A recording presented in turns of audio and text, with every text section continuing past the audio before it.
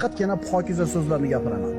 Lag'u behuda so'zlarni tark qilaman, taqsh so'zlardan uzoq bo'laman, so'kinish g'iybatlardan, namimalardan uzoq bo'laman. Bugun hamma ishimni tartibga keltiraman. Palaparchilik yo'q, eplamachilik yo'q, ko'zbo'yamachilik yo'q. Kitoblarimni tartibga keltiraman, ish stolimni tartibga keltiraman, xonam, ishxonam hammasi tartibli bo'ladi. Usti boshimga qarayman, so'zlarimni, harakatlarimni tartibga keltiraman. Alloh yaxshi ko'rgandek go'zal bo'laman. Bugun Robbimga bo'lgan itoatda g'ayrat ko'rsataman. Namozimni eng komil suratda ado qilishga harakat qilaman. Nafl amallarni bajarishga, Qur'onimni go'zal tilovat qilishga, vaqtimdan unumli foyda olishga harakat qilaman. Odamlarga yaxshilik ulashaman, kasal ziyorat qilaman, janozaga qatnashaman, adashganga yo'l ko'rsataman, mazlumni yonida turaman, och qolganga ovqat beraman.